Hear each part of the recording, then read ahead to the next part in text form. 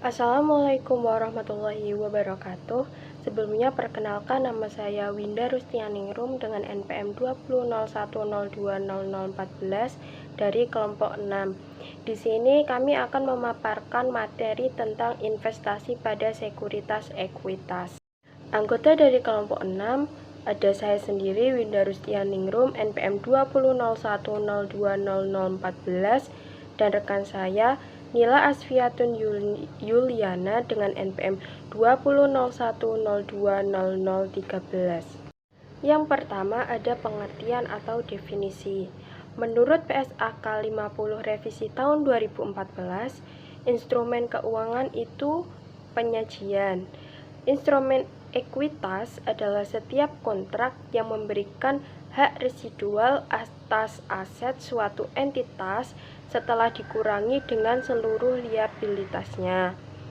Investasi pada instrumen ekuitas itu mencerminkan kepemilikan atas saham yang diterbitkan oleh entitas lain.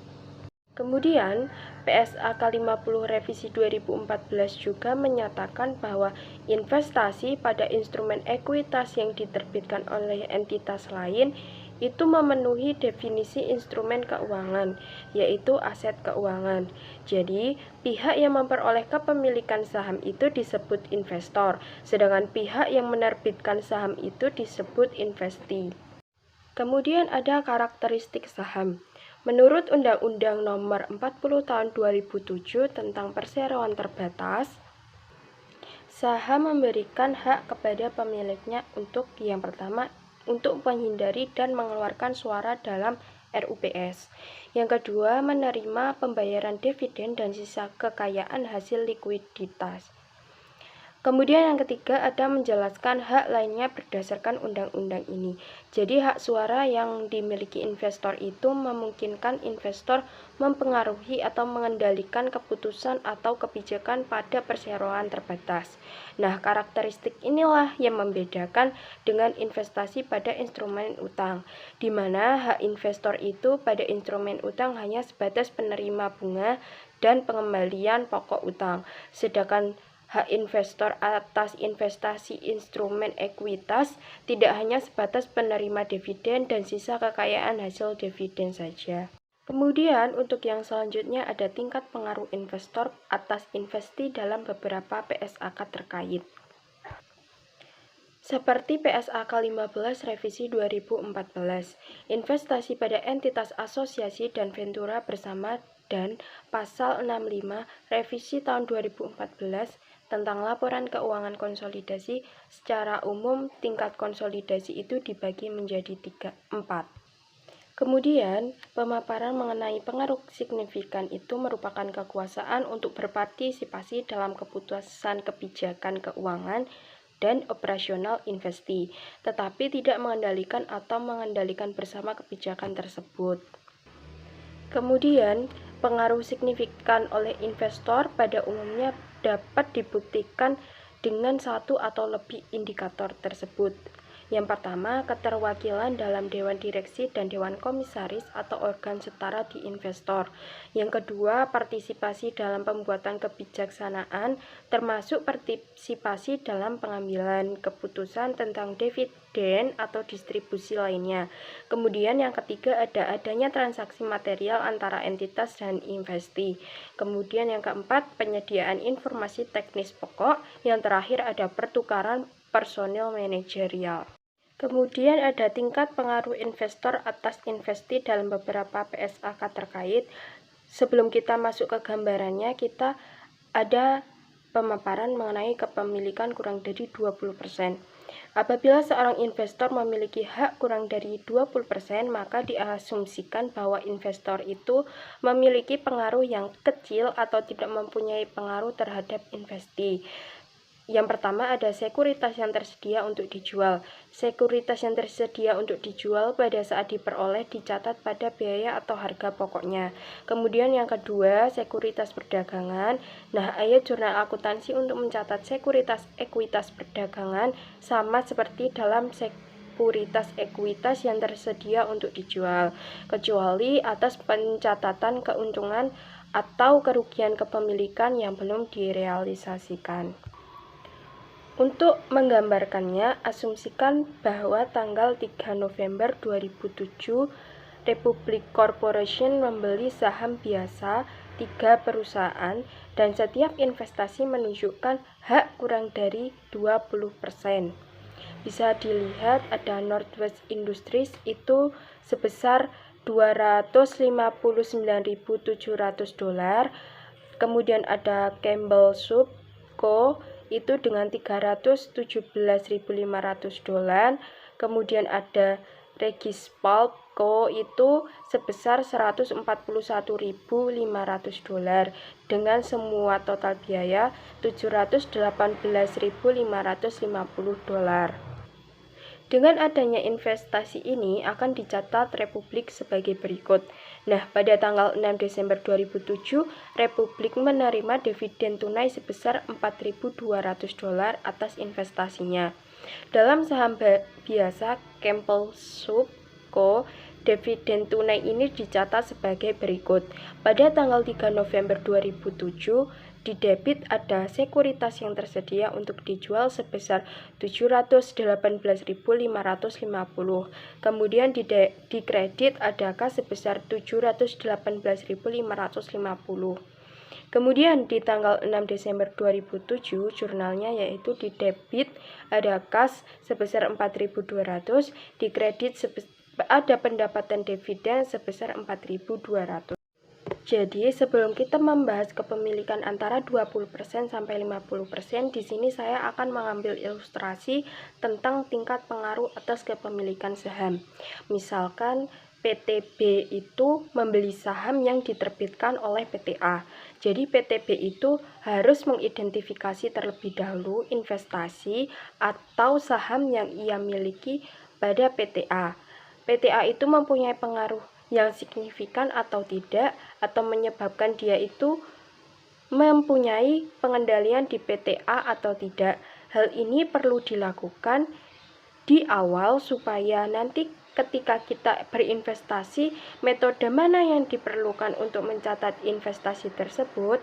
Nah, yang pertama, misalkan investasi PTB pada PTA tidak menghasilkan pengaruh yang signifikan atau prestasinya kurang dari 20%, maka investasi tersebut dicatat dengan metode akuntansi, yaitu metode biaya atau metode nilai wajar yang diatur dalam PSAK 55.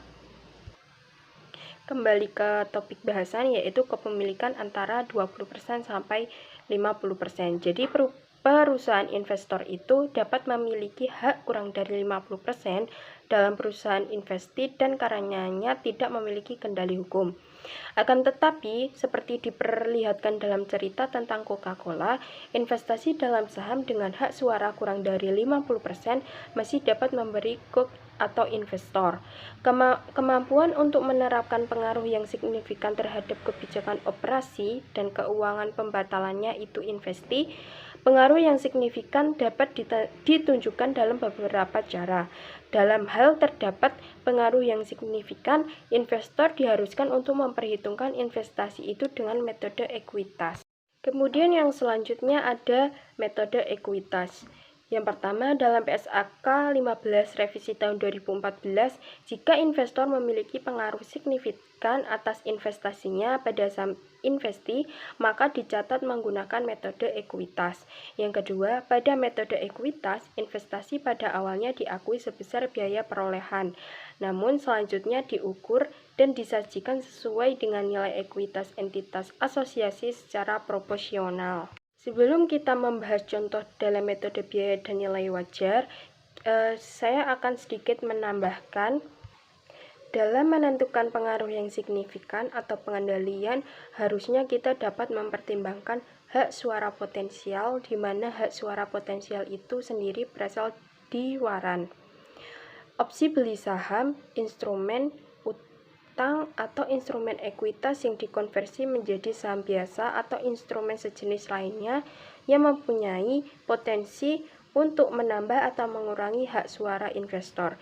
Jadi, waran itu apa sih? Waran adalah sebuah hak yang diberikan kepada pemegang saham untuk membeli saham pada harga yang telah ditentukan oleh emiten yang menerbitkan dalam jangka waktu tertentu yang telah ditetapkan oleh perusahaan penerbit. Kemudian di sini ada metode biaya dan nilai wajar dalam pengakuan dan pengukuran. Contohnya, pada tanggal 10 Januari tahun 2015, investor A memiliki investasi sebesar 20% atas saham yang beredar di Investi dengan perolehan 300 juta. Setelah dilakukan analisis atas kepemilikan tersebut, investor A tidak memiliki pengaruh yang signifikan atas Investi. Selama 2015, Investi membagikan dividen pada tanggal 1 April sebesar 100 juta dan melaporkan laba bersih sebesar 200 juta. Pada akhir tahun 2015, nilai wajar saham di investasi adalah 110 per lembar. Jumlah saham beredar Investi selama tahun 2015 adalah 15 juta per lembar. Kemudian, bagaimana jurnalnya? Pada tanggal 10 Januari 2015, di debit ada investasi sebesar 300 juta dan di kredit ada kas sebesar 300 juta, itu mencatat perolehan awal investasi. Kemudian tanggal 1 April tahun 2015 itu di debit ada piutang dividen sebesar 20 juta dan di kredit ada pendapatan dividen sebesar 20 juta, itu mencatat pengakuan pendapatan dividen. Kemudian di tanggal 31 Desember 2015 di debit ada investasi sebesar 30 juta dan di kredit yaitu ada keuntungan atau kerugian selisih nilai wajar sebesar 30 juta, itu mencatat pengakuan keuntungan selisih nilai wajar. Jadi bagaimana jurnal yang harus dibuat? Jurnal yang harus dibuat itu pada tanggal 10 bulan Januari itu ada investasi pada entitas asosiasi di debit sebesar 300 juta, kemudian di kredit ada kas sebesar 300 juta, kemudian tanggal 1 April piutang dividen di debit sebesar 100 juta, di kredit ada investasi pada entitas sebesar 100 juta, itu mencatat pengakuan piutang atas pembagian dividen. Kemudian pada tanggal 31 Desember ada investasi pada entitas asosiasi di debit sebesar 40 juta, kemudian ada bagian laba entitas asosiasi di kredit sebesar 40 juta, itu mencatat pengakuan laba dengan cara 20% dikali 200 juta. Kemudian tanggal 31 Desember juga ada investasi pada entitas asosiasi di debit sebesar 6 juta dan di kredit penghasilan komprehensif lain sebesar 6 juta, yaitu mencatat penghasilan komprehensif lain itu dengan cara 20% dikali 30 juta. Perkenalkan, nama saya Nila Asviati Yuliana, NPM 20.0102.0013. Di sini saya akan melanjutkan pemaparan materi yang berikutnya. Yang selanjutnya pada slide tersebut yaitu ada perbandingan jurnal, metode biaya, nilai wajar, dan ekuitas. Untuk transaksi perolehan sendiri pada metode biaya ini ada investasi kas, pada metode nilai wajar ada investasi kas, dan pada metode ekuitas ada investasi pada entitas asosiasi kas. Lalu yang di sini ada transaksi penerimaan dividen. Pada metode biaya ada kas, pendapatan, dividen. Pada metode nilai wajar ada kas, pendapatan, dividen. Dan pada metode ekuitas ada kas dan investasi pada entitas asosiasi. Untuk laba bersih Investi sendiri, di sini pada metode ekuitas ada investasi pada entitas asosiasi dan bagian laba entitas asosiasi. Untuk rugi bersih Investi sendiri, pada metode ekuitas ada bagian laba entitas asosiasi dan investasi pada entitas asosiasi. Untuk penghasilan komprehensif lain, di sini pada metode ekuitas ada investasi pada entitas asosiasi dan penghasilan komprehensif lain. Lalu untuk rugi komprehensif lain, di sini pada metode ekuitas ada penghasilan komprehensif lain dan investasi pada entitas asosiasi. Lalu yang selanjutnya yaitu penyesuaian nilai wajar. Di sini keuntungan ada metode nilai wajar investasi dan keuntungan selisih nilai. Dan pada penyesuaian nilai wajar kerugian, pada metode nilai wajar ada kerugian selisih nilai wajar investasi. Lalu yang selanjutnya mengenai kepemilikan lebih dari 50%, jika suatu perusahaan memperoleh hak suara lebih dari 50%, yaitu hak mengendalikan atau controlling interest dalam perusahaan lain, maka perusahaan investor disebut sebagai perusahaan anak atau subsidiari. Nah, jika perusahaan induk memperlakukan perusahaan anak sebagai suatu investasi, maka biasanya dibuat laporan keuangan konsolidasi. Laporan keuangan konsolidasi itu memperlakukan perusahaan induk dan anak sebagai satu entitas ekonomi. Yang selanjutnya yaitu mengenai alokasi selisih biaya perolehan. Menurut PSAK 55 atau revisi 2014 menyatakan bahwa saat perolehan investasi, setiap selisih antara perolehan investasi dengan bagian entitas atas nilai wajar neto aset dicatat dengan cara yang pertama yaitu goodwill terkait dengan entitas asosiasi termasuk dalam jumlah tercatat investasi. Di sini amortisasi tidak diperkenankan. Lalu untuk setiap selisih lebih bagian entitas nilai wajar dimasukkan sebagai penghasilan dalam menentukan bagian entitas laba. Di sini ada contoh yaitu alokasi selisih atas biaya perolehan investasi. Pada tanggal 10 Januari 2010, investor memiliki investasi dengan 40% kepemilikan atas saham investi, biaya perolehan yaitu sebesar 430 juta dan ekuitas investi dari saham biasa dan saldo laba masing-masing 800 juta dan 200 juta. Nah, selama tahun 2015, seperempat dividen dibagikan sebesar 40 juta, laba bersih sebesar 100 juta, nilai tercatat aset dan liabilitas sama dengan nilai wajarnya, kecuali aset dan liabilitas persediaan diperkirakan terjual semua. Mesin memiliki umur manfaat 4 tahun, uang bank jatuh tempo selama 4 tahun. Lalu di sini alokasi terhadap aset teridentifikasi akan bernilai positif jika nilai wajarnya lebih dibandingkan nilai tercatat dan sebaliknya. Alokasi terhadap liabilitas teridentifikasi akan bernilai negatif jika nilai wajarnya lebih tinggi dibandingkan nilai tercatat dan sebaliknya. Lalu yang selanjutnya hasil alokasi tersebut diamortisasi sesuai sisa masa manfaat atau jatuh tempo liabilitas, kecuali masa manfaat atau jatuh tempo tidak dapat ditentukan.